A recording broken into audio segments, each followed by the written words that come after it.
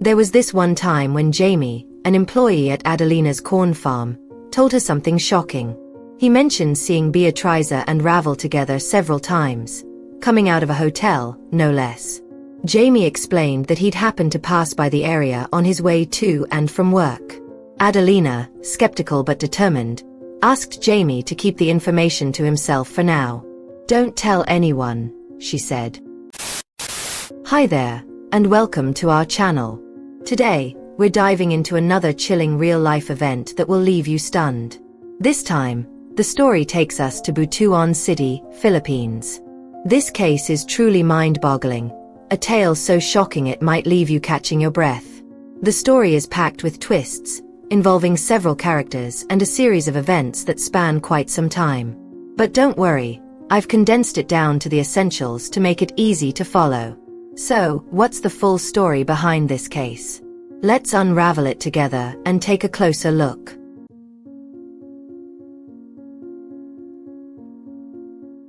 Before we dive into the story, don't forget to like, comment, subscribe, and share this with your friends. Let's get started. This is the story of Adelina, a woman born in 1945 in Bayugan City, Philippines. Back in the day, she worked as a nurse at the Air Force headquarters. It was there in 1968 that she met Santonio, a soldier who would later become her husband. The two hit it off, and by 1970, they were married. 3 years into their marriage, tragedy struck one of Santonio's closest friends. An accident forced him to leave his post permanently. His friend had a 1-year-old daughter, and Adelina and Santonio decided to take her in as their own. They named her Beatrice, their first daughter. In 1974, Adelina became pregnant but sadly lost the baby. 2 years later, she conceived again, but the pregnancy ended the same way. These losses prompted Santonio to leave the army, and the couple relocated to Butuan City in search of a quieter, healthier environment. Using their savings, they purchased a large house with an expansive garden and invested in a corn and onion plantation that Santonio managed. Things flourished under his leadership. They even bought a beachside villa, renting it out to tourists who frequently visited Butuan. Their financial stability was further secured by Santonio's army pension, which covered their daily expenses. In 1987, their second daughter, Esperanza, was born. She was a quiet, imaginative child who found joy in painting and photography. 6 years later, their third daughter, Luda, came into the world. Luda was bright, especially in math, and had a close bond with her father, being the family's most pampered child. Sadly, the family faced a devastating loss in 2004 when Santonio passed away from a heart attack. A few months later, Beatrice married Felipe, one of the employees from their cornfield. At Adelina's request, the couple moved into the family's big house to keep her company. Felipe took over managing the plantation, while Beatrice oversaw operations at their villa. In 2010, Esperanza pursued her passion for art, enrolling in a specialized program in Cebu City. 4 years later, she married Ravel, a banker who shared her love for art. The couple stayed in Cebu, welcoming their first child in 2015 and their second in 2018. Meanwhile, Luda, their youngest daughter, pursued a degree in teacher education in Bayugan City. After graduating, she stayed in the city to begin her teaching career. With her 2 younger daughters living far away, Adelina's household consisted of Beatrice, Felipe, and their 3 children. Despite missing her other daughters, Adelina found joy in her grandchildren, who filled the house with life and laughter. She stayed connected with Esperanza and Luda through regular phone and video calls, keeping the family bond strong despite the distance. In 2020, life took a tough turn for Esperanza and her husband, Ravel. The pandemic hit hard, causing Ravel to lose his regular work, and their photography and art gigs just weren't bringing in enough money. After struggling to make ends meet for a few months, Esperanza turned to her mother, Adelina, for help. She asked if they could move into her mother's spacious home while they got back on their feet. Ravel was even willing to work on the family farm to ensure their kids could stay in school. Adelina, thrilled to have her daughter close again, agreed without hesitation. With plenty of room in the house, she welcomed them with open arms, and in August 2020, Esperanza, her husband, and their children moved into Adelina's house in Butuan. To help them regain financial stability, Adelina gave Esperanza and Ravel a small restaurant she had recently acquired. The restaurant had been struggling due to the pandemic, but Adelina hoped her daughter and son-in-law could turn things around and make a living from it. Meanwhile, they settled into the family home alongside Beatriza and her family. Beatriza, who was adopted but fully embraced as a sibling, warmly welcomed Esperanza's family. Adelina had told her children about Beatriza's adoption years earlier, wanting them to hear it from her rather than someone else. The family dynamic remained strong and harmonious, proving that her decision had been the right one. By early 2021, the family grew even larger when Adelina's third daughter, Cataline, moved back home. The pandemic had shuttered schools, leaving Cataline without work, so she took a teaching position at a junior high school in Butuan City. It was there that she met Marcos, a fellow teacher who eventually became her fiancé.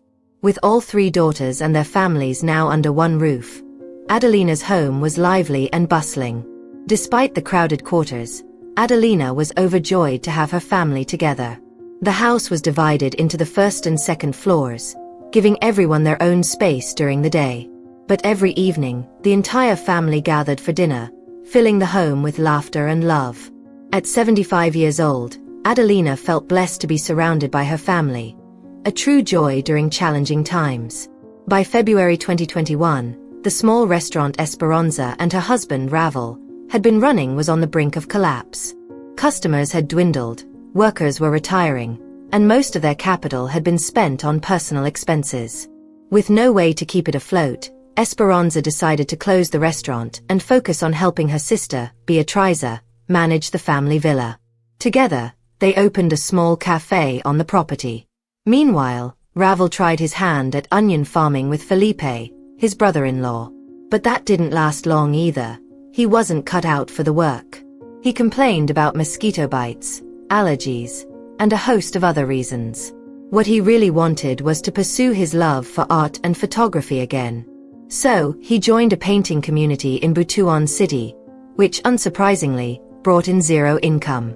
Still, both Esperanza and her mother, Adelina, allowed him to indulge in it, thinking it was better than him sitting around at home.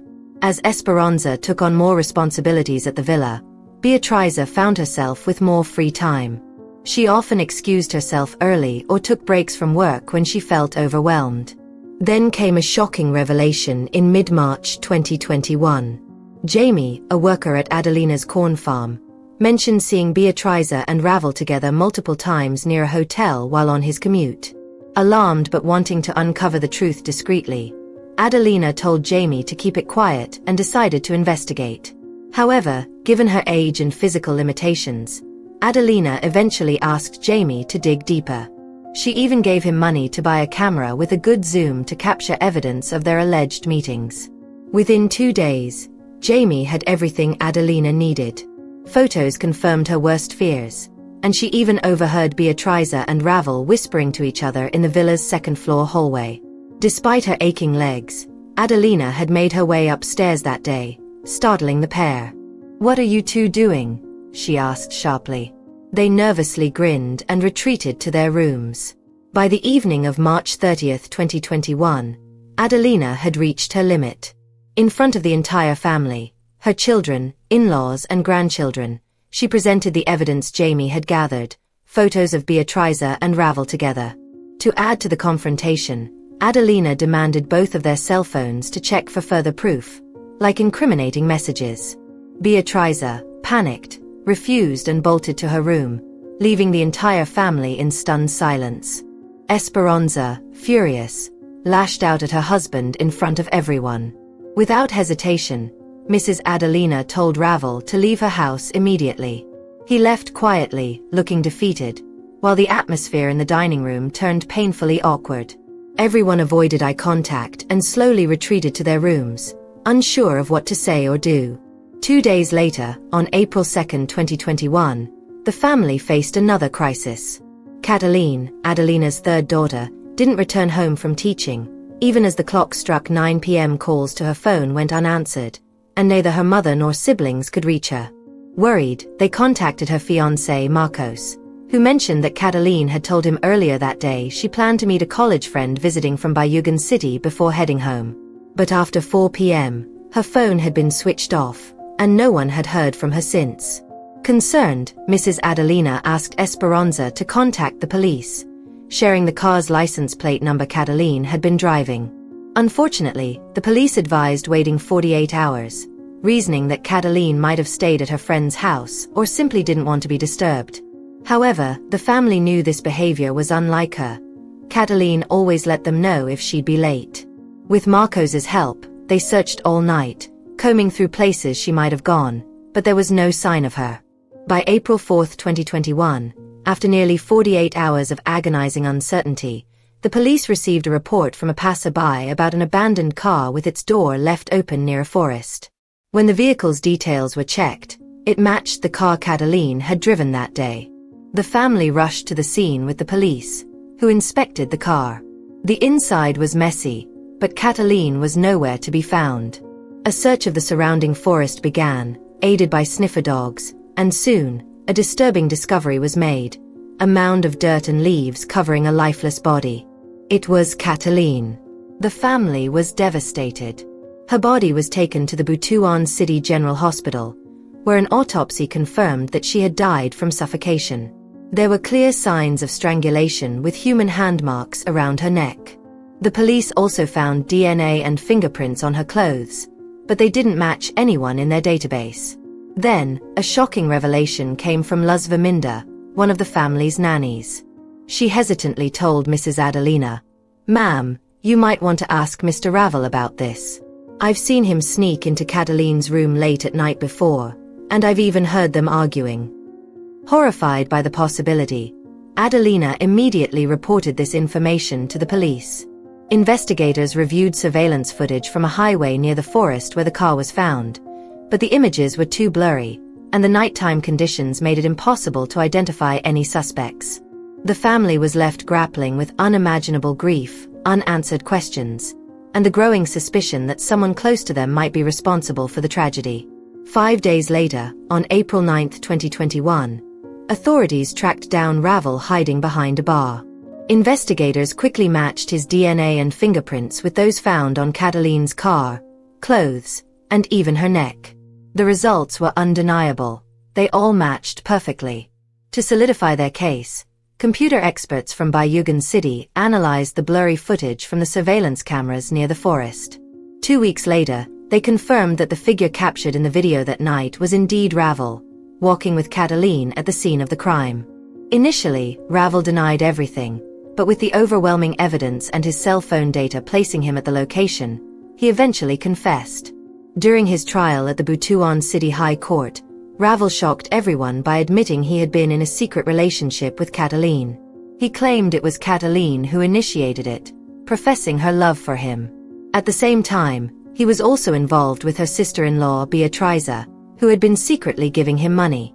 According to his testimony, Cataline became enraged after Adelina exposed his relationship with Beatriza during the infamous dinner.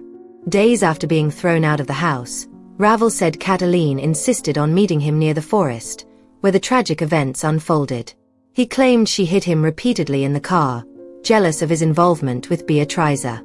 When Cataline began screaming incoherently, Ravel said he panicked and fought back, ultimately strangling her in a moment of rage. Realizing what he had done, he hid her body in the forest and fled the scene. The family, however, refused to believe his version of events. To them, Cataline was a kind-hearted and innocent girl with a loving fiancé. They couldn't fathom why she would ever pursue someone like Ravel, especially given her close bond with her sister, Esperanza. It didn't make sense. But when the police recovered Cataline's cell phone, they found evidence supporting Ravel's claims. The messages revealed that Cataline had been the one initiating contact, often texting Ravel late at night, inviting him into her room, and engaging in an illicit relationship with him in secret. Despite this, the family remained firm in their belief that Ravel manipulated the situation to paint himself as a victim. His lawyers argued that Cataline's actions triggered his outburst and that the crime wasn't premeditated since she had asked to meet him that night. In the end, on November 6, 2021, The judge found Ravel guilty of second-degree murder and sentenced him to 20 years in prison. Ravel filed an appeal on December 17, 2021, but it was promptly denied by the court. The case left the family heartbroken, their trust shattered, and their lives forever changed.